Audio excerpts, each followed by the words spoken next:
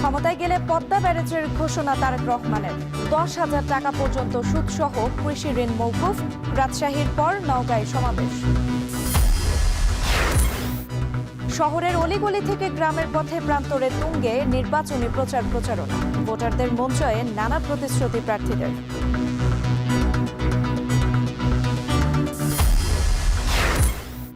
শেরপুরে সংঘর্ষে নিহত জামায়াত নেতার জানাজা অনুষ্ঠিত। শ্রীবর্দীর ইউএনও ওসি প্রত্যাহার, জামায়াত বিএনপির পাল্টা অভিযোগ। এবং ফেনীর শিশু নাশিদ হত্যা মামলায় 3 জনের মৃত্যুদণ্ড, প্রত্যেককে 1 লাখ টাকা করে জরিমানা, অনাদায়ে আরও 6 মাসের সশ্রম কারাদণ্ড। লাইটারেস জাহাজকে ভাসমান গুদাম হিসেবে ব্যবহারের অভিযোগ। চট্টগ্রাম বন্দরের বুকির নোঙরে অভিযানে 2 লাখ টাকা জরিমানা, এনসিটি বিদেশের হাতে দিতে বাধা নেই, হাইকোর্টের আদেশ।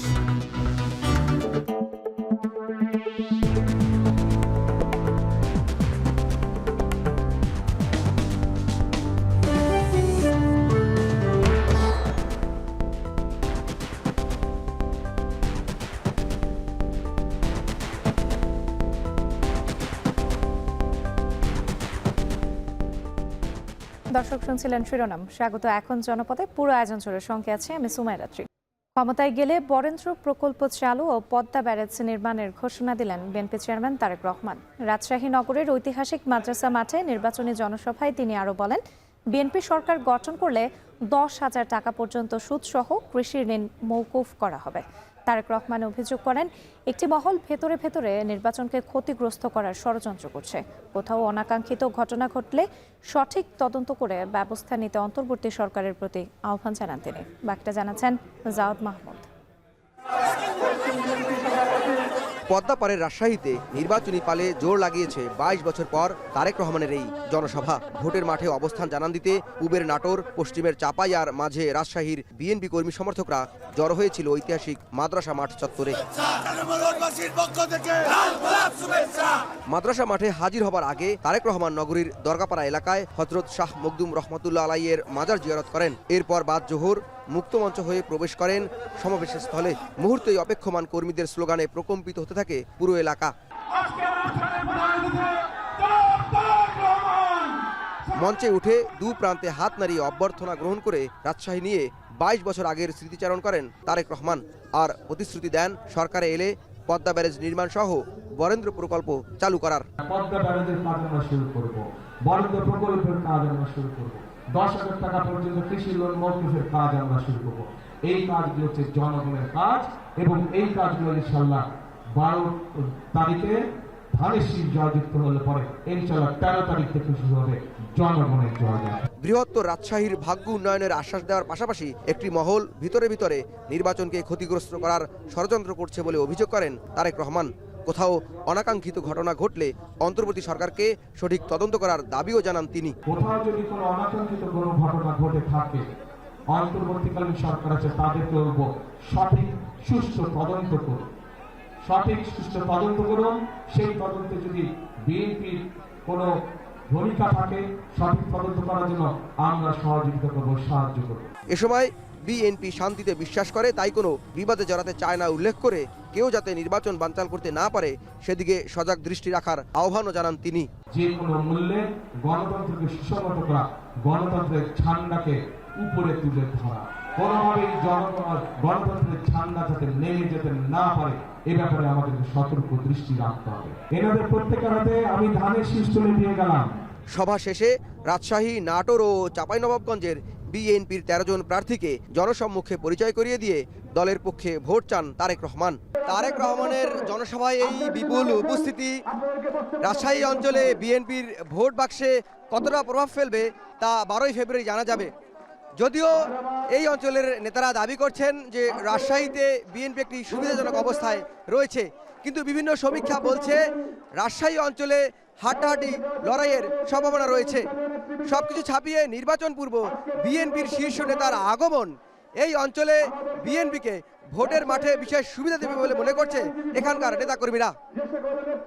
রাজশাহীর ঐতিহাসিক মাদ্রাসা মাঠ থেকে জাওয়াদ মাহমুদ, এখন। রাজশাহীর জনসভা শেষ করে নওগাঁয় নির্বাচনী জনসভায় যোগ দিচ্ছেন বিএনপির চেয়ারম্যান তারেক রহমান। সেখানে আছেন রাজীব সেলিম। চলে যাচ্ছি তার কাছে। রাজীব, আপনার কাছে জানতে চাই, রাজশাহীর জনসভা শেষ করে নওগাঁয় পৌঁছেছেন বিএনপি চেয়ারম্যান তারেক রহমান। আমরা ইতিমধ্যেই জানতে পেরেছি সেখানে আসলে নির্বাচনের যে প্রচারণা কেমন দেখতে পাচ্ছেন, নেতাকর্মীদের উচ্ছ্বাস কেমন দেখছেন, এবং তারেক রহমান আসলে কখন নাগাদ বক্তব্য রাখবেন? এখানে অবস্থান করছে সকাল থেকেই এই মাঠে নেতাকর্মীদের প্রচন্ড ভিড় ছিল। বিভিন্ন এলাকা থেকে খণ্ড খণ্ড মিছিল নিয়ে বিএনপির নেতাকর্মীরা এসেছেন নওগাঁর বিভিন্ন উপজেলা এবং জেলা কমিটির বিভিন্ন অঙ্গ সংগঠনের নেতারা তাদের কর্মী সমর্থকদের নিয়ে এই মাঠে উপস্থিত হয়েছেন। তারেক রহমান, বিএনপির চেয়ারম্যান তারেক রহমানের যে উত্তরবঙ্গ সফর, সেই সফরের আজকে শুরুর দিনে তিনি রাজশাহীতে একটি জনসভায় বক্তব্য রেখেছেন এবং সেখান থেকে তিনি নওগাঁয় আসবেন। এরই মধ্যে নওগাঁয় এসে পৌঁছেছেন, সমাবেশ স্থলে এসে পৌঁছেছেন। তবে এই সমাবেশ স্থলের যে মঞ্চে তিনি বক্তব্য রাখবেন, সেই মঞ্চে আসার আগেই তার নেতাকর্মীরা যারা রাস্তায় আছেন তারা প্রচণ্ড ভিড় করছেন তাকে এক নজর দেখার জন্য এবং তার সাথে একটু কথা বলার জন্য রাস্তায় ভিড় করছেন। সে কারণে তার এই মঞ্চে আসতে, বক্তব্য রাখতে কিছুটা বিলম্ব হচ্ছে। আর তার মধ্যে এইমাত্র মাগরিবের নামাজের সময় হয়েছে, যে কারণে কিছুটা বিরতি দেওয়া হয়েছিল এবং বিরতি শেষে এইমাত্র আবারও এই মঞ্চে বক্তব্য শুরু হচ্ছে। এখন তারেক রহমান, বিএনপির চেয়ারম্যান তারেক রহমান কিছুক্ষণের মধ্যেই মঞ্চে আসবেন এবং এখানে যে নেতাকর্মীরা উপস্থিত হয়েছেন তাদের সাথে আমরা আজকে সকাল থেকেই কথা বলছিলাম। তারা বলছেন যে বিএনপির চেয়ারম্যানের এই উত্তরবঙ্গ সফর ঘিরে নির্বাচনের আগে যে ভোটের মাঠ গছানোর বিষয়টি, সেই বিষয়টি তাদের খুবই এবং যারা প্রতিদ্বন্দ্বিতা করছে, বিএনপির যারা মনোনীত প্রার্থী রয়েছেন, তারা বলছেন যে তারেক রহমানের এই সফর, অর্থাৎ বিএনপির শীর্ষস্থানীয় নেতার এই সফর ঘিরে আসলে তাদের এই যে ভোটের মাঠ গোছানোর বিষয়টি, সেটি কিন্তু একেবারে ভোটের মাঠ গুছে যাবে এবং তার যে বিভিন্ন রকমের যে তারা যে তারেক রহমান যে নির্দেশনা প্রদান করবেন এই নির্বাচন ঘিরে, সেই নির্দেশনা তাদের খুবই কাজে আসবে এবং সাধারণ মানুষের মন জয় করার জন্য আসলে নেতাকর্মীরা বিভিন্ন রকম ইশতেহার নিয়ে ভোটারদের কাছে যাচ্ছিলেন। আজকে বিএনপির শীর্ষ নেতা এসে এখানে নওগাঁর এটিএম মাঠে সেই ইশতেহারগুলো, সেই প্রতিশ্রুতিগুলো দিবেন এবং তারেক রহমানের যে প্রতিশ্রুতিগুলো দিবেন, সেই প্রতিশ্রুতির কারণে আসলে বিএনপির যে ভোটের মাঠ, সেই সমীকরণ অনেকটাই বদলে যাবে এরকম মনে করছেন এখানকার যারা রয়েছেন বিএনপির প্রার্থী, বিএনপি মনোনীত যারা প্রার্থী রয়েছেন। এরপর আমরা এখানে দেখেছি তারেক রহমানের যে বক্তব্য শুনতে এসেছেন, এখানে বিভিন্ন সাজে সেজে এসেছেন, অনেকেই ধানের শীষ দিয়ে পুরো শরীর ঢেকে এসেছেন এবং বিভিন্নভাবে ধানের শীষের বিভিন্ন রকমের কিছু বানিয়ে নিয়ে এখানে এসেছেন তারেক রহমানের দৃষ্টি আকর্ষণের জন্য এবং এখানে তারা সকাল থেকেই অবস্থান করছেন একেবারে নিরলসভাবে। কিন্তু এখানে এই এটিএম মাঠ একেবারে দুপুরের পর থেকেই কিন্তু কানায় কানায় পরিপূর্ণ ছিল এবং তারপর থেকে কিন্তু এখন পর্যন্ত তারেক রহমান এর মধ্যেই গাড়ি থেকে নেমে মঞ্চে উঠে এসেছেন। আমরা দেখতে পাচ্ছি তারেক রহমান মঞ্চে এসে পৌঁছেছেন, কিন্তু এখনো বক্তব্য শুরু করেননি। আমরা একটু আগে শুনছিলাম মঞ্চ থেকে ঘোষণা দেওয়া হচ্ছিল যে যেহেতু মাগরিবের নামাজের সময় হয়েছে, মাগরিবের নামাজের ওয়াক্ত শেষ হলেই বিএনপির চেয়ারম্যান তারেক রহমান এই মঞ্চে বক্তব্য রাখবেন এবং সকাল থেকে যারা এখানে অপেক্ষা করছেন বক্তব্য শোনার জন্য, তারা বক্তব্য শুনতে পাবেন। আর শুধুমাত্র মাগরিবের ওয়াক্ত শেষ হওয়াটুকু অপেক্ষা। মাগরিবের ওয়াক্ত শেষ হলে আসলে এই অঞ্চলের মানুষের যে আশা, প্রায় 20 বছর পর এখানে তারেক রহমান এসেছেন, নওগাঁর মাটিতে পা রেখেছেন 20 বছর পর। এই যে 20 বছরের বিএনপি নেতাকর্মীর যে প্রতীক্ষা, যে অপেক্ষা, এই অপেক্ষা কিন্তু আজকে অবসান ঘটবে, আজকেই শেষ হবে। 20 বছর পর তারেক রহমান আজকে এখানে এসেছেন এবং তিনি এখানে বক্তব্য রাখবেন। রাত্রি এখান থেকে তারেক রহমান যাবেন বগুড়ার আলতাফুন্নেসা খেলার মাঠে এবং সেখানে তিনি বক্তব্য রাখবেন। এই ছিল আসলে বগুড়া, নওগাঁ থেকে তারেক রহমানের নির্বাচনী জনসভার সবশেষ খবর। রাত্রি রাজশাহীর জনসভা শেষ করে নওগাঁয় নির্বাচনী জনসভায় যোগ দিয়েছেন বিএনপির চেয়ারম্যান তারেক রহমান। সেখানে ছিলেন রাজীব সেলিম। সবশেষে জানছিলাম তার কাছ থেকে। এবার যেতে চাই নওগাঁর জনসভা শেষ করে বিএনপির চেয়ারম্যান তারেক রহমান বক্তব্য রাখবেন নওগাঁর বগুড়ায়, এরপর বগুড়ার নিজ পিতৃভূমিতে যাবেন তিনি।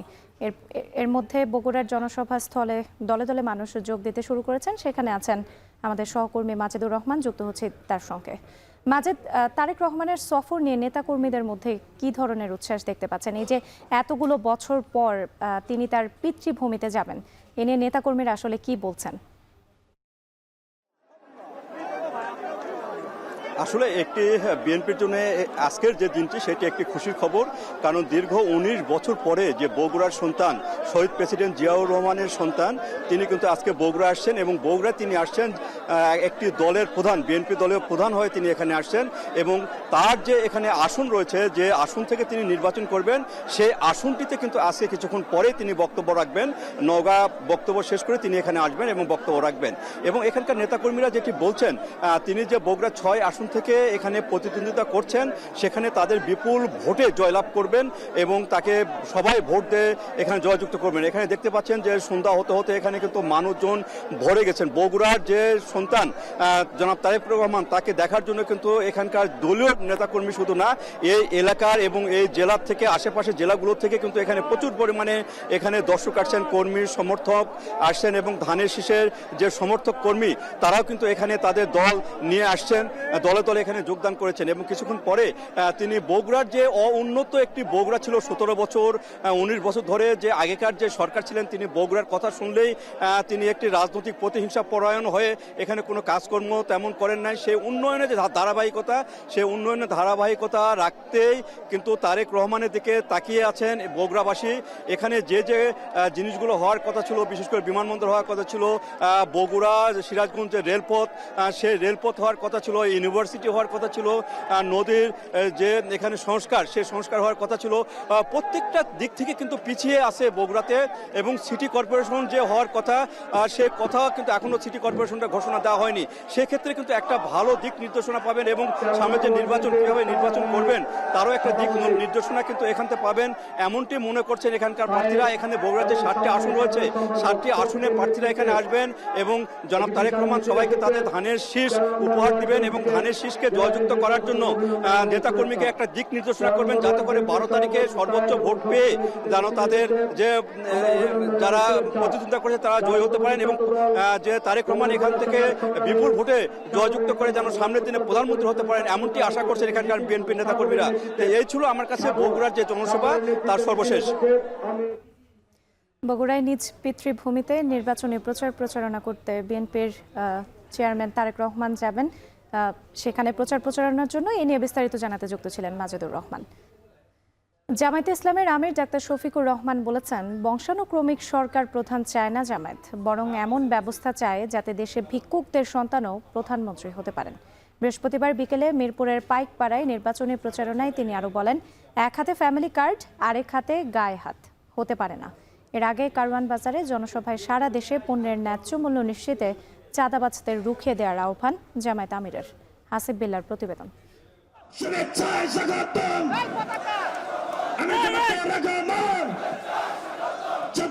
বৃহস্পতিবার বিকেলে মিরপুর ওয়াকাপ উচ্চ বিদ্যালয় মাঠে নির্বাচনী জনসভায় যোগ দেন জামাত আমির। এই আসরের প্রার্থী প্রয়াত জামাত নেতা মীর কাসিম আলীর ছেলে ব্যারিস্টার আরমান।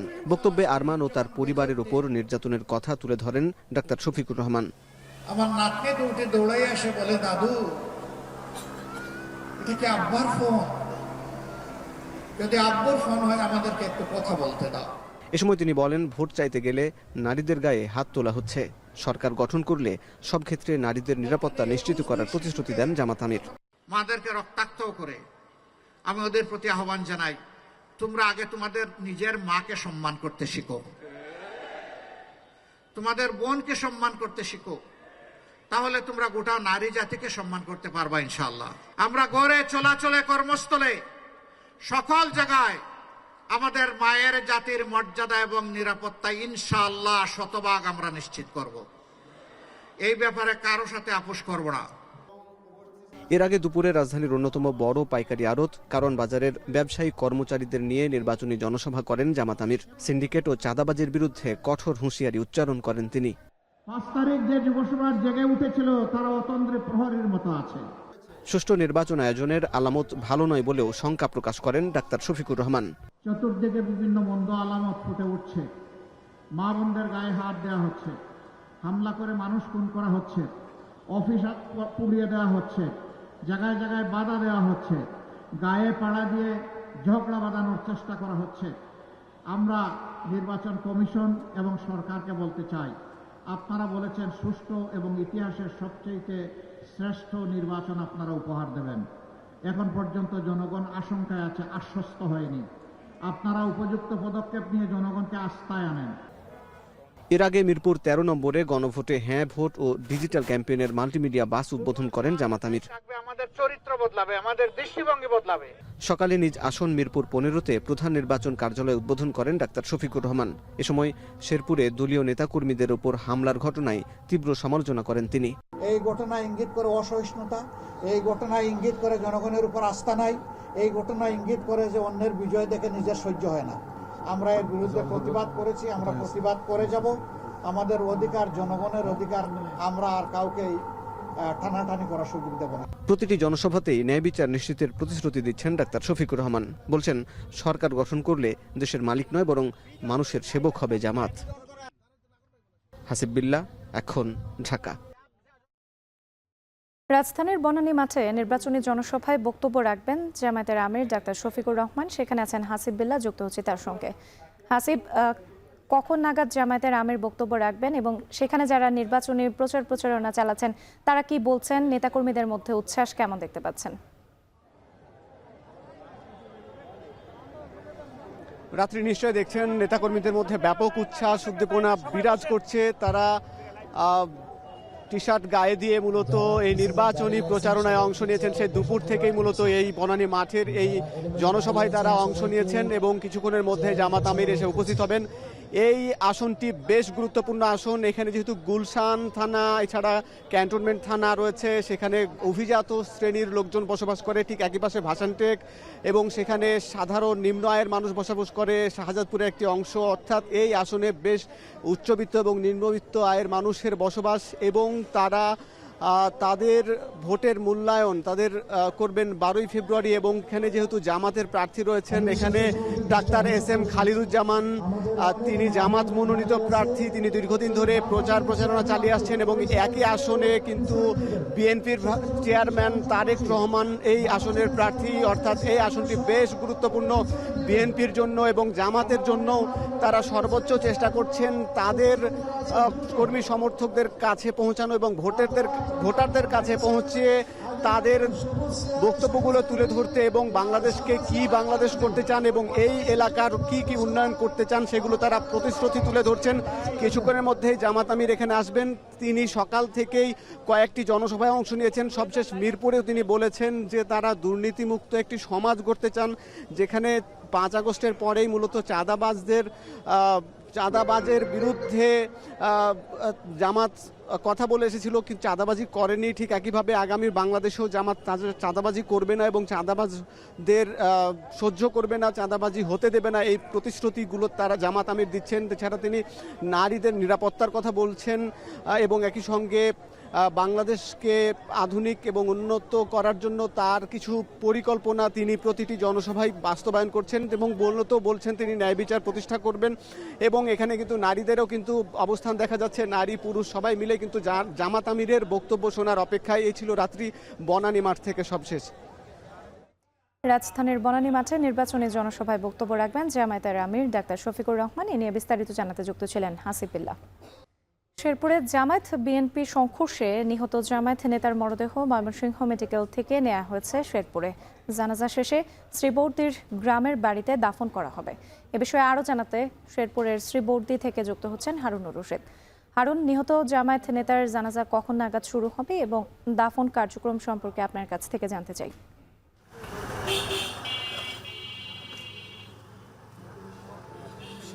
ঝিনাইগাতীতে বিএনপি জামাতের সংঘর্ষে নিহত শ্রীবর্দী উপজেলা জামাতের সেক্রেটারি মাওলানা রেজাউল করিমের যে প্রথম জানাজা সেটি অনুষ্ঠিত হয়েছে কিছুক্ষণ আগে শ্রীবর্দীর সরকারি কলেজ মাঠে। এখানে জানাজা অনুষ্ঠিত হয় এবং এই জানাজার নামাজে অংশগ্রহণ করেন স্থানীয় জামাত এবং ছাত্র শিবির, এনসিপি, খেলাফত মজলিস সহ বিভিন্ন রাজনৈতিক দলের নেতাকর্মী সহ সর্বস্তরের মানুষ এই জানাজায় অংশগ্রহণ করেন এবং এই জানাজার আগে এখানে জামাত এবং বিভিন্ন দলের নেতারা বক্তব্য রাখেন এবং এই জানাজা কিছুক্ষণ আগে শেষ হয়েছে এবং মাগরিবের নামাজের পর এখান থেকে মরদেহ এই সরকারি কলেজ থেকে নিয়ে রওনা হয়েছে তার গ্রামের বাড়ি গোলাপখিলা গ্রামে এবং আমরা যতটুকু জানতে পেরেছি তার গ্রামের বাড়িতে গোলাপখিলা সরকারি প্রাথমিক বিদ্যালয় মাঠে আরেকটি জানাজা হবে রাত 8টায় এবং সেই জানাজার পর তাকে পারিবারিক কবরস্থানে দাফন করা হবে। এবং আমরা এখানে আজকে দেখেছি যে বিকেল 4:30টার দিকে ময়মনসিংহ থেকে এই মাওলানা রেজাউল করিমের যে মরদেহ সেটি এখানে নিয়ে আসা হয় এবং আমরা দেখেছি এই পুরো শ্রীবর্দী শহরে কিন্তু কঠোর নজরদারির মধ্যে ছিল আইনশৃঙ্খলা বাহিনীর। আমরা সেনাবাহিনীর সদস্য, বিজিবি, র্যাব, পুলিশ সহ বিভিন্ন আইনশৃঙ্খলা বাহিনীর সদস্যদেরকে দেখেছি যে শেরপুরের বিভিন্ন সড়কে, বিশেষ করে যেখানে জানাজা অনুষ্ঠিত হয়েছে সরকারি কলেজ মাঠ, তার আশপাশে কিন্তু ব্যাপক আইনশৃঙ্খলা বাহিনীর সদস্যদের উপস্থিতি ছিল এবং কড়া নিরাপত্তার মধ্য দিয়েই কিন্তু এখানে জানাজা অনুষ্ঠিত হয় এবং জানাজার পর তার মরদেহ নিয়ে তার গ্রামের বাড়িতে রওনা হয়েছে জামাতের নেতাকর্মীরা। তো এই ছিল আমার কাছে শ্রীবর্দী থেকে সর্বশেষ। জামায়াত বিএনপির সংঘর্ষে নিহত জামায়াত নেতার মরদেহ ময়মনসিংহ মেডিকেল কলেজ থেকে নেওয়া হয়েছে শেরপুরে। এ নিয়ে বিস্তারিত জানাতে আমাদের সঙ্গে যুক্ত ছিলেন হারুনুর রশিদ। শেরপুরে জামায়াত নেতা নিহতের ঘটনায় শ্রীবর্দীর ইউএনও এবং ওসিকে প্রত্যাহারের সিদ্ধান্ত নিয়েছে ইসি। বিকেলে নির্বাচন ভবনে ব্রিফিংয়ে ইসি সচিব আরও জানান, ঘটনার সাথে জড়িত প্রার্থীদের বিরুদ্ধে বিচার বিভাগীয় তদন্ত কমিটির প্রতিবেদনের পর সিদ্ধান্ত নেবে কমিশন। ইউএনও এবং ওসিকে প্রত্যাহার করার সিদ্ধান্ত নেওয়া হয়েছে। বাকি যে প্রসিডিউরাল অ্যাসপেক্টস সেগুলো নিশ্চিত করা হবে as soon as possible। আজকে আপনারা সকালে মাননীয় প্রধান নির্বাচন কমিশনারের সাথে দেখা করে যে নিবন্ধনের আপনাদের বিষয়ে কথা বলেছেন। আমরা আপনাদের দাবির প্রতি সমর্থন রেখে আমরা কার্ড ব্যবস্থা প্রত্যাবর্তন করব। জাতীয় সংসদ নির্বাচনকে কেন্দ্র করে প্রচারণায় ব্যস্ত সময় পার করছেন চট্টগ্রামের প্রার্থীরা।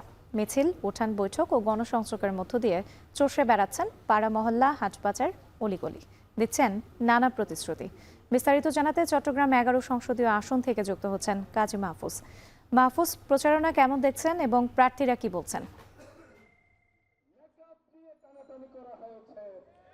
নির্বাচন ঘনিয়ে আসার সাথে সাথে চট্টগ্রামের সংসদীয় আসনগুলোতে কিন্তু প্রচারণা বেশ জমে উঠেছে। প্রার্থীরা হাটবাজার, অলিগলিতে কিন্তু চষে বেড়াচ্ছেন, নির্বাচনে বিভিন্ন প্রতিশ্রুতিগুলো তারা দিচ্ছেন। আমরা এই মুহূর্তে রয়েছি চট্টগ্রামের 11 বন্দর পতেঙ্গা সংসদীয় আসনে। এটি কিন্তু শুধু চট্টগ্রাম নয়, দেশের একটি গুরুত্বপূর্ণ সংসদীয় আসন, কারণ এই আসনে মূলত দেশের প্রধান সমুদ্র বন্দর চট্টগ্রাম বন্দর অবস্থিত। একই সাথে 2টি ইপিজেড রয়েছে, চট্টগ্রাম আমানত আন্তর্জাতিক বিমানবন্দর রয়েছে, চট্টগ্রাম কর্ণফুলী টানেল রয়েছে এবং বেশ কিছু গুরুত্বপূর্ণ স্থাপনা রয়েছে। ফলে এখানকার রাজনৈতিক স্থিতিশীলতা এবং উন্নয়ন জাতীয় অর্থনীতিতে প্রভাব ফেলে, সেই বিষয়টি মাথায় রেখে মূলত প্রার্থীরা প্রচারণা করছেন। আমরা দেখছি এখানে জামাতের প্রার্থী মোহাম্মদ শফির আলম, তিনি কিন্তু মাগরিবের নামাজের পরপরই গণসংযোগে নেমে পড়েছেন এবং পথসভা করছেন। তারা এখানকার জাতীয় যে সমস্যাগুলো সেগুলোর পাশাপাশি স্থানীয় সমস্যাগুলো তুলে ধরছেন এবং এখানকার যারা ভোটার রয়েছেন তারাও কিন্তু যারা প্রার্থীরা প্রতিশ্রুতিগুলো দিচ্ছেন সেই প্রতিশ্রুতিগুলোর বাস্তবায়ন চাচ্ছেন। তারা বলছেন কেবলমাত্র প্রতিশ্রুতির মধ্য দিয়ে তারা সন্তুষ্ট থাকতে চাচ্ছেন না, তারা বলছেন এটির বাস্তবায়ন, একই সাথে যারা প্রতিনিধি নির্বাচিত হবেন তাদের জবাবদিহিতার যে বিষয় সেটিও কিন্তু নিশ্চিত করার কথা বলছেন। সবকিছু মিলে বলা যায় যে চট্টগ্রামের 11 এই সংসদীয় আসনে আমরা দেখেছি বিএনপির পক্ষ থেকেও কিন্তু বিএনপির স্থায়ী কমিটির সদস্য আমির খসরু মাহমুদ চৌধুরী তিনি প্রতিদ্বন্দ্বিতা করছেন এবং সবাই আশা করছেন একটি সৌহার্দ্যপূর্ণ সুন্দর পরিবেশে নির্বাচন অনুষ্ঠিত হবে এবং প্রচারণা চলবে, এমনটি তারা আশা করছেন। রাত্রি চট্টগ্রাম 11 আসনের নির্বাচনে প্রচারণার খবর জানাতে যুক্ত ছিলেন কাজী মাহফুজ। নির্বাচনী প্রচারণার 8ম দিনে ভোটারদের মন জয়ে মরিয়া বিভিন্ন দলের এবং স্বতন্ত্র সংসদ সদস্য প্রার্থীরা। সকাল থেকেই পাড়া মহল্লা, চায়ের আড্ডা আর জনসমাগমপূর্ণ এলাকায় চলছে ভোটের প্রচার। বিস্তারিত থাকছে প্রতিবেদনে। নির্বাচনের বাকি আর মাত্র 2 সপ্তাহ। নিজের নির্বাচনী এলাকা ঠাকুরগাঁও 1 আসনে তাই জোর প্রচারণায় ব্যস্ত বিএনপি মহাসচিব মির্জা ফখরুল ইসলাম আলমগীর। প্রচারণায় অংশ নিয়ে বিএনপি মহাসচিব বলেন, ৭১-এ পাক সেনাদের সহযোগিতা করেছিল জামায়াত, তাদের উচিত আগে মাফ চেয়ে তারপর ভোট চাওয়া। আমরা ১৯৭১ সালে পাক সেনাদের বাহিনী আমাদের অনেক অত্যাচার করেছে, আর তখন তাদেরকে কারা সহযোগিতা করছিল এটাও আমরা খুব ভালো করে জানি, ঠিক কিনা?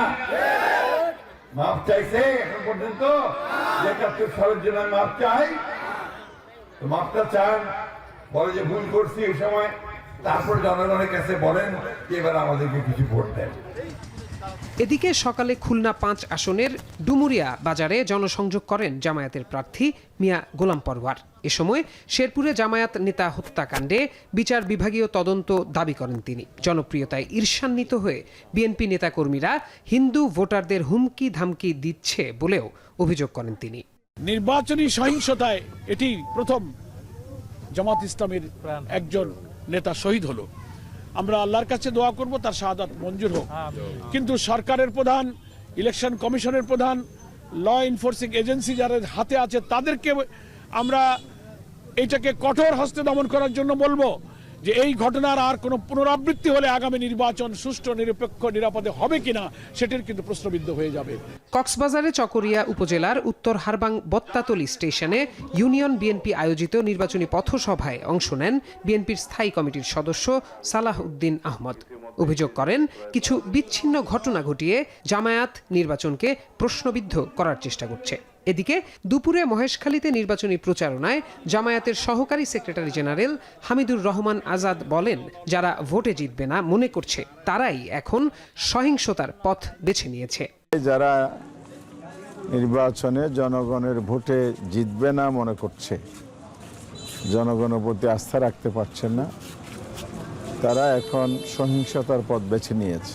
আমরা লক্ষ্য করেছি যে বিগত কয়েকদিনে কিছু বিচ্ছিন্ন ঘটনা ঘটিয়েছে এই বাংলাদেশ জামাত ইসলামী বিভিন্ন জায়গায় সারা দেশে উত্তেজনা সৃষ্টি করছে, বিভিন্ন জায়গায় মিছিল মিটিং করছে। উদ্দেশ্য হচ্ছে তারা যেন নির্বাচনকে প্রশ্নবিদ্ধ করতে পারে। ফেনীর দাগনভূঞা উপজেলার পূর্ব চন্দ্রপুর ইউনিয়নে নির্বাচনী প্রচারণাকালে একটি দল পরাজয়ের আশঙ্কা দেখে নির্বাচন বানচালের ষড়যন্ত্র শুরু করেছে বলে মন্তব্য করেন ফেনী 3 আসনে বিএনপি প্রার্থী আব্দুল আউয়াল মিন্টু।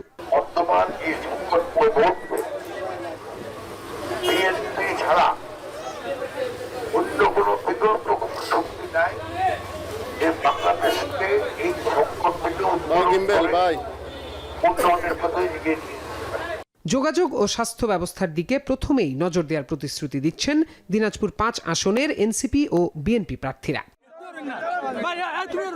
শ্রীমঙ্গলে এনসিপি প্রার্থী প্রীতম দাসের নির্বাচনী পদযাত্রা ও পথসভায় অংশ নেন দলটির আহ্বায়ক নাহিদ ইসলাম। বলেন, একটি দল সারা দেশে ফ্যাসিস্টদের বিরুদ্ধে গণহারে মামলা দিয়েছিল, এখন নির্বাচনে এসে বলছে মামলা তুলে নেবে। একটি দল তারা নির্বিচারে সারা দেশে মামলা দিয়েছে এবং ফ্যাসিস্টদের নাম করে মামলা দিয়েছে এবং এই মামলা বাণিজ্য করেছে, এবং যখন ভোটের সময় আসছে তখন তারা বলতেছে ভোট দিলে, ধানের শেষে ভোট দিলে মামলা উইথড্র করা হবে। ফলে এটা একটা স্পষ্টই প্রতারণা। এই প্রতারণা তারা তাদের ইশতেহারও করছে। 5ই আগস্টের পরে তারা নিজেদের 31 দফার সাথেও বিক্রিয়া করেছে, প্রতারণা করেছে। ভোলায় 4টি আসনের প্রার্থীদের অংশগ্রহণে অনুষ্ঠিত হয়েছে জাতীয় সংলাপ। প্রার্থীরা এ সময় নদী ভাঙন, প্রাকৃতিক দুর্যোগ সহ নানা বিষয়ে নিজেদের পরিকল্পনার কথা তুলে ধরেন। এদিন বরিশাল 5 সদর আসনে গণসংযোগ করেন বাসদ প্রার্থী ডাক্তার মনীষা চক্রবর্তী। এছাড়াও সাভার, বরগুনা, কুষ্টিয়া সহ অন্যান্য জেলাতেও দিনভর প্রচারণা চালান প্রার্থীরা। প্রত্যয় দাস, এখন। চট্টগ্রাম বন্দরের নিউ মোরিং টার্মিনাল পরিচালনায় বিদেশি কোম্পানির সাথে অন্তর্বর্তী সরকারের চুক্তি বৈধ বলে রায় দিয়েছেন হাইকোর্ট। বৃহস্পতিবার বিচারপতি জাফর আহমেদের একক হাইকোর্ট বেঞ্চ এ রায় ঘোষণা করেন। এদিকে রায় স্থগিত চেয়ে চেম্বার আদালতে আবেদন করেন রিটকারীর পক্ষ। তবে হাইকোর্টের রায় স্থগিত করেনি চেম্বার আদালত। এতে রিটকারীর পক্ষকে পূর্ণাঙ্গ আপিলের জন্য বলা হয়েছে। এর আগে গত বছরের 4 ডিসেম্বর বিচারপতি ফাতেমা নজিব ও বিচারপতি ফাতেমা আনোয়ারের দ্বৈত বেঞ্চ নিউমোরিং টার্মিনাল নিয়ে দ্বিধা বিভক্ত রায় দেন। এর আগে নিউমোরিং কন্টেইনার টার্মিনাল পরিচালনায় 2019 সালের 17 ফেব্রুয়ারি সংযুক্ত আরব আমিরাতের ডিপি ওয়ার্ল্ডের সঙ্গে সরকারি বেসরকারি অংশীদারিত্বে সমঝোতা স্মারক হয়। ফেনীর আলোচিত শিশু নাশিদ হত্যা মামলায় 3 আসামিকে মৃত্যুদণ্ড দিয়েছেন আদালত। একই সঙ্গে প্রত্যেককে 1 লাখ টাকা করে জরিমানা এবং অনাদায়ে আরও 6 মাসের সশ্রম কারাদণ্ড দেওয়া হয়েছে। মুক্তিপণ না পেয়ে 4র্থ শ্রেণীর শিক্ষার্থী আহনাফ আল মাইন নাশিদকে অপহরণ ও হত্যার দায়ে দণ্ডিত হন আশরাফ হোসেন তুষার, মোবারক হোসেন ওয়াসিম ও ওমর ফারুক রিফাত।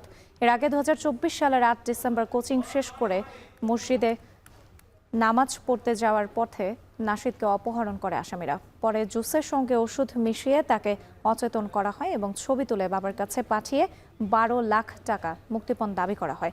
এক পর্যায়ে নাশিদকে শ্বাসরোধ করে হত্যা করা হয়। রাজধানীর বনানী মাঠে নির্বাচনী জনসভায় বক্তব্য রাখছেন জামায়াতে ইসলামের আমির ডাক্তার শফিকুর রহমান। সরাসরি যুক্ত হচ্ছে সেখানে। ওখানে যারা বসে আছে তাদের জন্য, আপনার আমার মুক্তির জন্য, মাথা উঁচু করে মুখ ফুলিয়ে বাংলাদেশে চলার জন্য, অপশাসনকে বিদায় জানানোর জন্য, দুর্নীতিকে লাল কার্ড দেখানোর জন্য, বৈষম্য দূর করার জন্য, মানুষের ন্যায্য অধিকার প্রতিষ্ঠার জন্য। এই জন্য সেদিন আমাদের সন্তানদের স্লোগান ছিল উই ওয়ান্ট জাস্টিস। আমরা সমাজে আর কোনো অবিচার চাই না। অবিচারের সংস্কৃতি থেকে আমরা এই জাতিকে বের করে আনব। আলহামদুলিল্লাহ তারা বের করে এনেছে, তাদেরকে সেলিউট। তারা যখন রাস্তায় নেমে এসেছে, মায়েরা তখন ঘরে বসে থাকেন নাই, তারাও রাস্তায় নেমে পড়েছেন। সন্তান তার লড়াই করবে অন্যায়ের বিরুদ্ধে, মা বসে থাকবেন ঘরে। বিপ্লবী মাদের জন্য এটা মানায় না। এই জন্য মারাও সেদিন রাস্তায় নেমে এসেছিলেন। এমনকি এক মা তো তার 10 মাসের অবুঝ শিশুকে বুকে তুলে নিয়েই রাস্তায় নেমে পড়েছিলেন। সাংবাদিকরা তাকে জিজ্ঞেস করেছিল, আপনি এই কাজটা করতে গেলেন কেন? তিনি বললেন, কি কাজ করেছি? বলেন যে আপনি তো সাংঘাতিক কাজ করেছেন।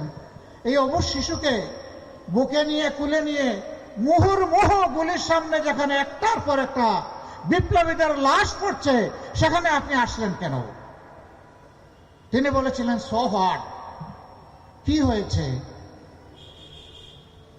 বলে, হ্যাঁ কি হয়েছে মানে? গুলি এসে যদি আপনার বুক কিংবা সন্তানের বুক অথবা দুইজনকেই যদি আফুড় করে দেয়, বলেছেন না ম্যাটার, আমি এবং আমার সন্তান শহীদের তালিকায় নাম লেখায় ফেলব। এরপরে এই মা বললেন, এই সাংবাদিক, তুমি জেনে রাখো, সন্তান আমার কোলে যাকে দেখছো একটাই আমার সন্তান নয়।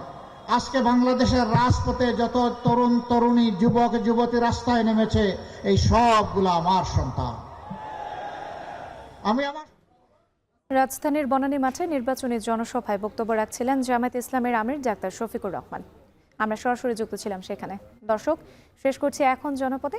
এখন টেলিভিশন ওয়েবসাইটে দেখতে ভিজিট করুন www.ekon.tv। এছাড়া ফেসবুকে দেখতে ভিজিট করুন facebook.com/tv.ekon এবং ইউটিউবে এখন টেলিভিশন দেখতে ভিজিট করুন youtube.com/c/ekon।